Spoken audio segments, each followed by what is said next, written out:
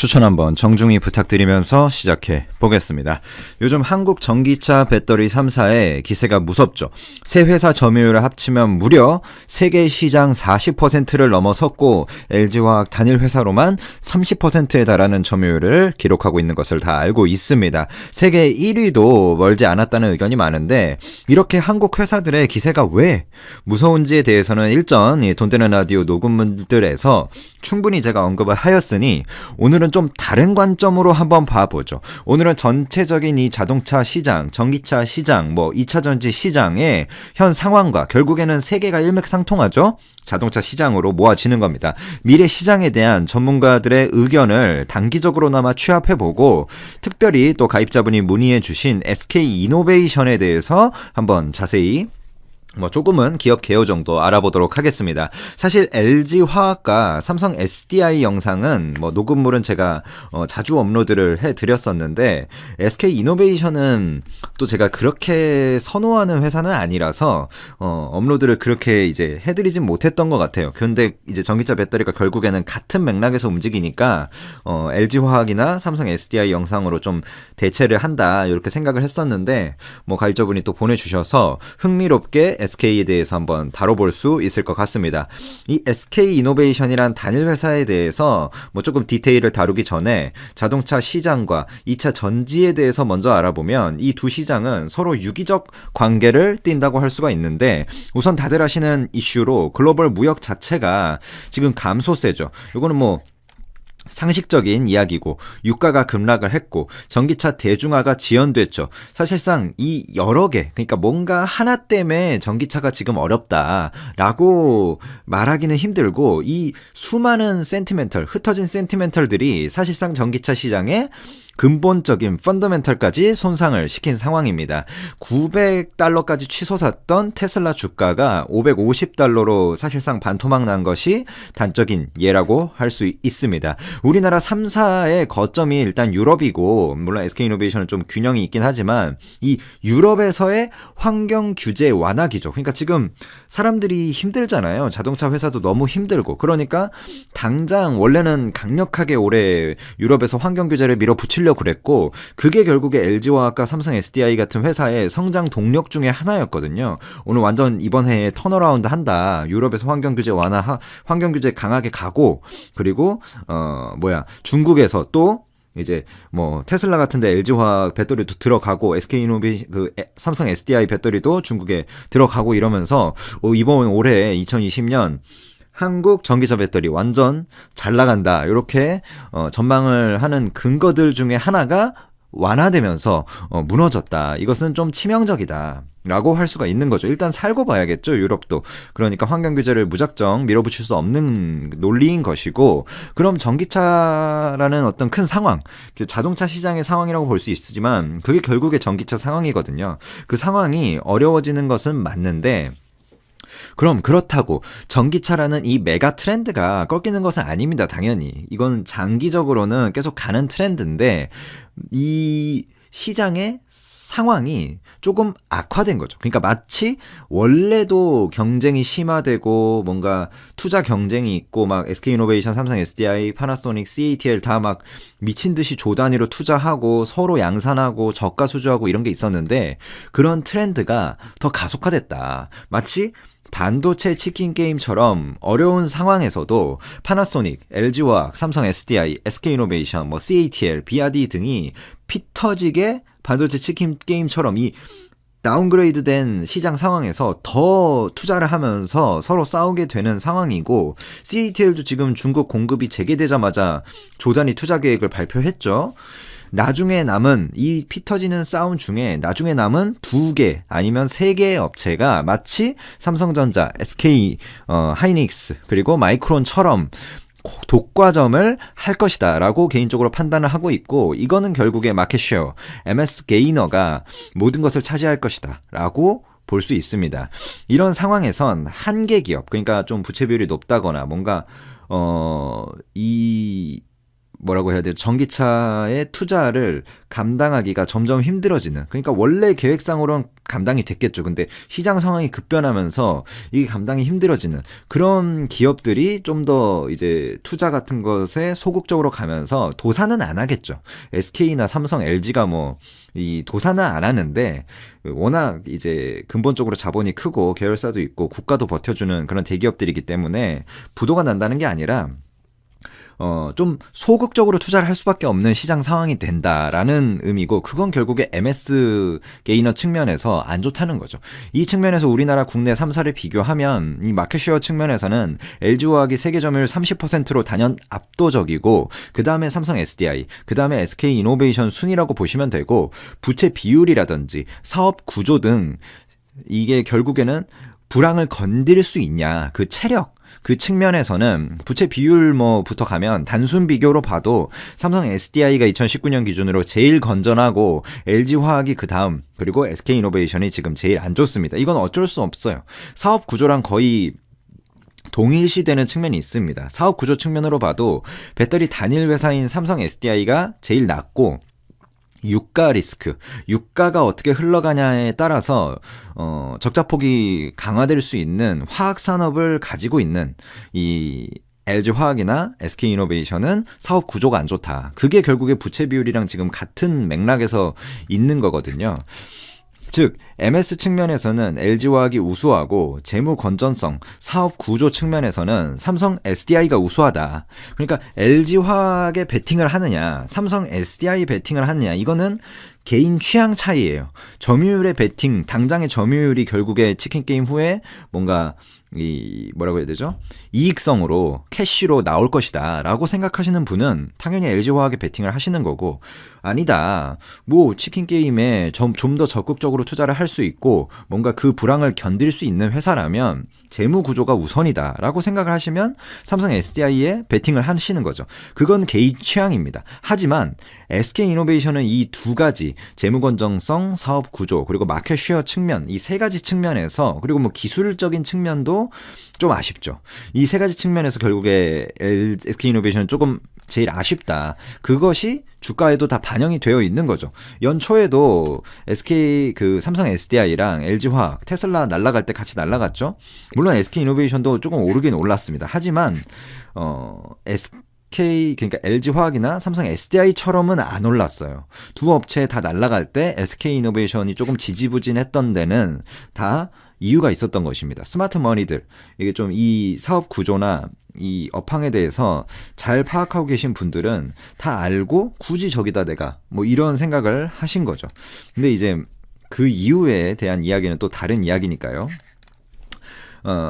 그 다음으로 2020년 자동차 수요에 대해서는 다들 아시다시피 최악이겠지만, 좀 더 이것을 데이터로 이야기해보면 그간 2000년부터 유럽이나 미국의 자동차 수요와 실업률, 그리고 이자율을 차트로 표현해보면 자동차 수요는 실업률과 이자율에 반비례하는 경향이 있습니다. 당연히 제가 실업을 했어요. 그러면 차를 안 타겠죠. 그리고 이자율이 만약에 높아요. 그러면 차를 탈 때 할부를 무조건 해야 되는데, 차를 뭐 일시불로 긁으시는 아주 훌륭하신 형님들도 계시겠지만, 저는 이제 할부로 긁는데, 그때 이제 이자율이 좀 높아 버리면 어떤 차를 좀 사기가 그렇죠. 그런 의미에서 실업률과 이자율에 반비례하게 결국에 실제로 이제 20년간의 데이터가 그렇게 차트화돼 있습니다. 그런 의미에서 현재 이제 여러 가지 대외 이슈로 실업률이 급증하고 있으므로 데이터적으로 봐도 그냥 우리가 뭐 그냥 지금 이런 상황이니까 이렇다가 아니라 수치적으로 봐도 실제로 수요 급감이 불가피하다라고 판단이 됩니다. 그 와중에 미국과 유럽의 환경 규제가 완화 기조를 띠면서 V-쉐입의 자동차 수요 회복은 굉장히 어렵다라고 판단을 하고 있고요. 전기차도 마찬가지고요. 자, 앞으로 이 2차 전지나 자동차 수요에 대해서 어느 정도 단기적으로 제가 이번 연도 정도 알아봤는데, 물론 장기적으로 10년 후, 5년 후 물으면 초등학생한테 물어봐도 상승입니다. 하지만 2020년 단기적으로는 조금 조정이 있다라는 면이고, SK이노베이션 한 회사에 대해서 뭐 앞에서 사업 구조나 재무 구조를 살펴봤지만 이 한 회사에 대해서 조금 코멘트를 더 하고 마무리를 해보면 좋을 것 같습니다. SK이노베이션 전기차 배터리 영업이익이 대규모 적자다. 그러니까 SK이노베이션은 전체 회사가 적자라는 게 아니라 전기차 배터리 사업 부문이요. 그 부분은 올해도 대규모 적자다라는 게 전문가들의 공통적인 의견입니다. 그게 이미 반영이 돼 있어요. 단 굳이 여기서 SK이노베이션에게 나은 어떤 상황들을 끼워 맞추자면 장점이 없는 건 아니니까. 뭐 예를 들면 SK이노베이션의 애초에 대규모 양산 시점이 2022년 이후로 목표를 잡고 있을 만큼 업계에서 후발주자였기 때문에 직격탄을 맞았다고 보긴 힘들다. 막 지금 양산이 되고 있는데 그게 재고로 쌓이고 공장 가동률이 확 떨어지고 이런 직격탄을 맞았다고 보긴 힘들다라는 위안과 변명이 조금 존재하는 면이 있긴 합니다. 근데 이게 과연 장점일까에 대해서는, 그리고 타격이 그러니까 결국에 제한적이다라는 의미죠. 하지만 다들 아시다시피 LG화학과의 특허 관련 소송이 또 진행 중이죠. 이때 대규모 합의금 지출이 이뤄질 가능성이 사실상 확실하고 이미 조기 패소 났기 때문에 이 금액 확정만 남은 거예요. 조기 패소에 대한 그 소송에 대한 내용은 어느 정도 이미 결론이 났고요. 이 금액 규모가 어느 정도일지에 대해서는 또 예측이 불가능하다. 즉 SK이노베이션은 올해 배터리 사업부만 보면 약 4천억 수준의 적자를 예상하고 있고요. 작년에 3천억 수준이었으니까 올해 여러 여건을 고려하면 이 컨센서스는 합리적인 수치로고 판단이 되고, 2021년을 가도 배터리 사업부가 흑전할지는 불투명합니다. 물론 2021년, 2022년 갈수록 결국에 배터리 사업부는 지금 4천억 적자잖아요. 그러니까 피크를 찍고 호조세로 전환이 될 거고, 원래 SK이노베이션의 고유 산업들, 뭐 유가의 리스크를 받는 그 고유 산업들의 향방과 맞물려서 어느 정도 안정적인 단기 순이익은 당연히 나오겠지만 삼성 SDI나 LG화학처럼 강력한 MS, 마켓 쉐어나 사업 구조, 스트럭처를 가지고 있진 못하다는 게 현실입니다. 너무나 뭐 좀 안 좋은 점만 말한 것 같지만 뭐 좋은 점을 또 그래도 너무 한 회사를 욕하기만 하면 것 같으니까 제가 있는 그대로 말씀드린 건데, 중요한 점들부터 앞에다 말하다 보니까 좋은 점들을 한번 찾아보죠. 뭐가 있을까요? 좋은 점. 중국 헝가리 공장이 이제 상업 가동을 하겠죠. 그럼 외형 성장이 조금 이루어질 겁니다. 그럼 마켓 쉐어가 어느 정도는 올라갈 수 있겠죠. 이런 게 좋은 점이고, 후발주자로서 유럽에 좀 공장이 얘는 집중되지 않은 면이 있어요. 삼성 SDI나 LG화학은 좀 유럽에 많이 치중되어 있잖아요. 그러니까 이번 이슈에서 또 직격탄을 받냐 안 받냐 이 면에서 이 회사는 또 중국에도 고루 분포하면서 본격 가동 시점도 2022년 수준이라서 이번 이슈에 다른 어떤 유럽 위주 SDI나 LG화학 대비 직격탄을 좀 덜 맞았다, 이렇게 볼 수가 있고 분명히 뭐 이것도 장점이긴 하죠, 지금 상황에선. 하지만 근본적인 전기차 배터리 시장을 바라보는 제 시각을 말씀드리면, 이건 개인적인 의견입니다.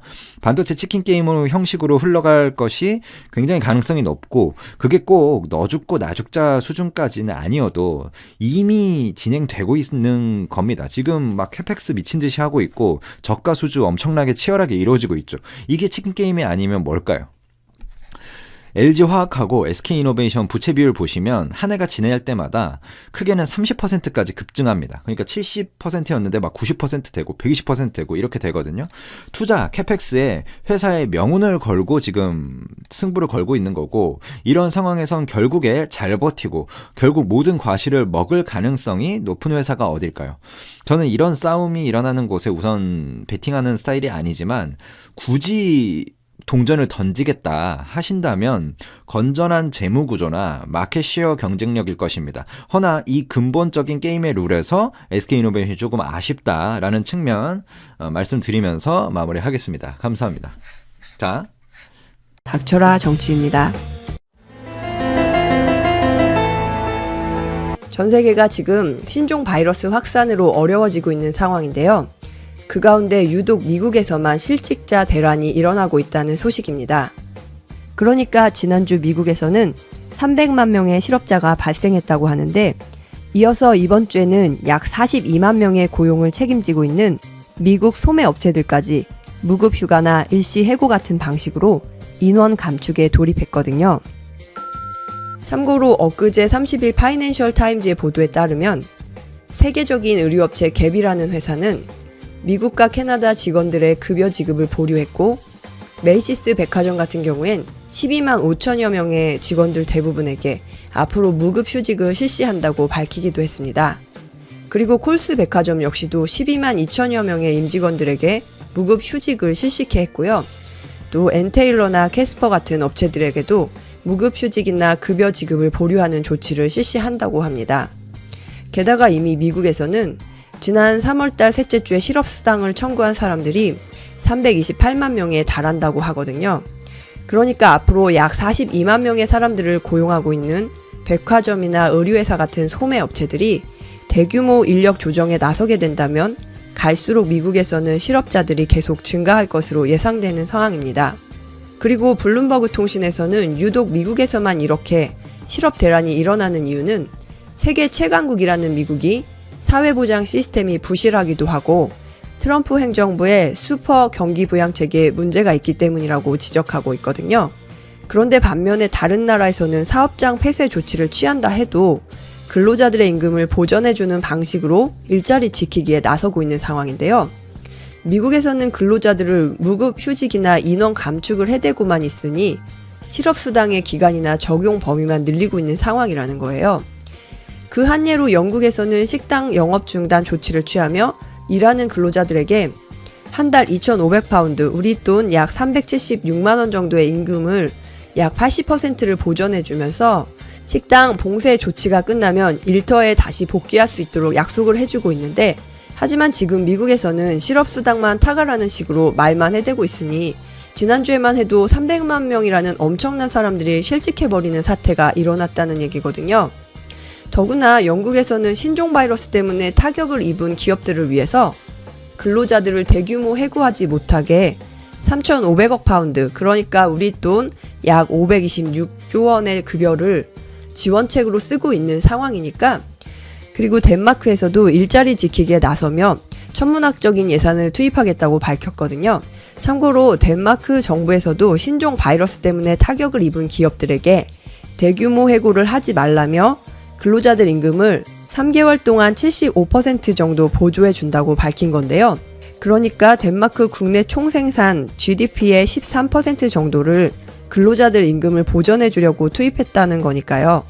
그리고 독일 의회에서도 지난주 쿠어츠 아르바이트라는 정책을 다시 발동시켰는데요.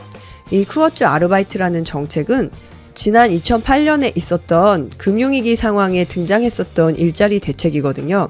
그래서 독일 내에서 벌어지는 대규모 실직 사태를 막기 위해 근로시간을 줄이는 대신 줄어든 급여의 60%가량을 국가에서 부담해주는 방법이었는데, 이런 대책을 앞으로 3개월간 실시하겠다는 겁니다. 그러니까 미국 행정부에서 앞으로 13주간 2조 5천억 달러 규모의 우리 돈으로 약 3,055조 원이라는 천문학적인 돈을 실업수당이나 중소기업 무상대출에 돈을 쓰는 정책과 다른 나라들이 쓰는 정책은 정반대라는 건데요. 즉 세계 최강의 선진국이라는 미국이 경제가 어려워질 때는 국민들 알기를 아주 우습게 아는 게 아닌가 싶은 생각이 드는데요. 그래서 블룸버그 통신이나 월스트리트저널에서 미국이 이런 슈퍼 부양책을 발효시켜도 실업률이 두 자릿수로 치솟는 문제를 막을 수 없다고 지적을 했는데, 지난달 27일에 통과된 2조 2천억 달러, 약 2,700조 원 규모의 슈퍼 부양책으로는 근로자들을 위한답시고 실업수당 기간이나 범위 확대만을 시켰을 뿐 일자리를 유지할 수 있도록 하는 방법은 아니라는 건데요. 그래서 월스트리트저널에서는 또 미국이 4월 1일을 기점으로 실직자들의 대규모 디폴트, 그러니까 채무 불이행 사태가 일어날 수 있다며 모기지 상환이나 각종 공과금 신용카드 청구서들이 4월 1일까지 날아오기 때문에 미국의 레스토랑 산업은 지난 3월에 들어서 250억 달러, 약 30.5조 원의 손실이 발생했고, 이번 주까지 모기지 상환액도 200억 달러, 약 25조 원에 달하게 되고, 이렇게 미국 내 일자리가 계속 사라지게 된다면 실직자들이 버티는 데도 한계가 있다고 경고하고 있는 상황입니다. 하지만 우리나라에서는 다행히 지난주에도 전해드리지 않았습니까? 지난 3월 1일부터 20일까지 수출이 작년과 비교해 신종 바이러스 상황 속에서도 선빵을 날렸다고 전해드렸는데요. 그런데 그 당시 발표는 3월 20일까지 조사된 수출 실적이라 내심 불안불안하기도 했었는데 다행히 지난 3월달 말까지 수출 실적이 작년과 비교해 0.1% 감소하는 데 그쳤다는 발표가 나왔습니다. 그러니까 신종 바이러스 사태가 전 세계적으로 확산되는 팬데믹 현상 때문에 우리나라 경제에도 많은 어려움이 예상되지 않았습니까? 그런데도 다행스럽게 반도체 같은 주력 수출 품목들 수출 물량이 늘어나게 되면서 손실을 최소화했다는 얘기거든요. 참고로 산업통상자원부에서는 지난달 수출이 469억 1천만 달러로 작년 3월에 있었던 수출 실적 470억 달러에 비해서 0.2% 감소했다는 소식입니다. 그런데 더 기쁜 소식이 뭐야 하면 일평균 수출이 19억 5,400만 달러로 6.4% 감소하기는 했지만 두 자릿수 11.9%가 감소했던 2월달보다는 되려 나아진 상황이라는 거예요. 그러니까 신종 바이러스의 전 세계적인 확산 상황에 따라서 비대면 라이프 스타일, 재택근무, 온라인 교육 같은 열풍이 일게 되면서 저희 방송에서 전해드린 내용 그대로 반도체 IT 품목이 수출을 이끌었다는 거거든요. 그리고 바이러스와 관련된 소비재들이 수출 호조에 영향을 미친 상황이라고 하네요. 어쨌든 앞으로도 우리나라 제품을 수입하는 나라들 입장이라면 바이러스로부터 좀 안전한 나라는 대한민국밖에 없다 그런 생각을 하지 않겠습니까? 더구나 대한민국에서 사와야 우리도 진단키트나 의료장비 그리고 데이터 같은 걸 서로 도움받을 수 있다는 생각도 당연히 하지 않을까 싶은데요. 그래서 좀 안전하다고 생각되는 우리나라의 제품을 더 많이 선호할 것 같아서 앞으로는 장기적으로 더 좋아지지 않을까 싶은 생각도 드네요. 오죽했으면 지금 진단키트나 방호복 같은 걸 인도적으로 지원을 해달라, 우리한테 좀 팔아달라라고 부탁하는 나라들이 121개 나라들이라는 거 아닙니까? 참고로 유엔에 가입돼 있는 나라들이 193개 나라들인데요. 거기서 60%가 넘는 나라들이 지금 우리 문재인 대통령한테 밤낮으로 전화를 돌리고 있는 상황이잖아요. 게다가 수출 실적이 감소했던 2월보다도 지난달 3월에서야 바이러스가 본격적으로 확산되고 있는 미국이나 유럽 연합 국가들로부터 수출이 증가세를 나타냈다고 하니까 분명 이 신종 바이러스 팬데믹 현상이 우리 경제에 도움이 되지 않을까 하는 기대를 가질 수밖에 없는 상황이라는 겁니다. 물론 좀 아쉬운 게 있다면 작년 7월 이후로 석유 제품은 33.8%, 석유화학 17.5%, 철강은 14.8%, 자동차 부품은 7.8% 등 이렇게 꾸준히 수출 물량이 증가하는 모습을 보였는데 단가가 떨어지다 보니 영향을 받고 있는 것 같은데요. 하지만 그래도 다른 선진국들과 비교해 물량이 13.1%나 증가를 해버리는 물량 기준으로만 따지면 17개월 만에 최고 수준이라고 하는데 수출액은 작년 동기와 비교해 0.2% 떨어진 이유가 단가 하락 때문에 영향을 받고 있는 거라고 하니까 그만큼 우리 대한민국 경제는 선방하고 있다는 거 아니겠습니까? 더구나 전 세계적으로 복지국가라고 알아주는 핀란드에서요. 우리 대한민국에 검체를 보내서 진단검사를 의뢰하겠다는 소식도 있거든요. 그러니까 핀란드 일간지 헬싱기 산업맛의 보도에 따르면 핀란드 최대 유통그룹인 캐스코 그리고 식품기업 파제르, 환경기술업체 엔스토 같은 핀란드 대기업 12곳에서 핀란드 현지의 사립병원 메히라이넨 병원을 통해서 임직원들의 검체 18,000여 개를 한국에 보낼 예정이라는 겁니다. 즉 핀란드 상황이 다른 유럽 국가들과 별 차이가 없으니 그만큼 바이러스에 감염된 사람들을 찾아내기 어려운 상황이니까 우리 대한민국에 직접 검체 분석을 의뢰하는 게 더 빠를 수 있다는 판단이라는 건데요. 그만큼 우리나라 진단검사 기술이 지금 세계적으로 인정받고 있다는 거 아니겠습니까? 더구나 검체를 증폭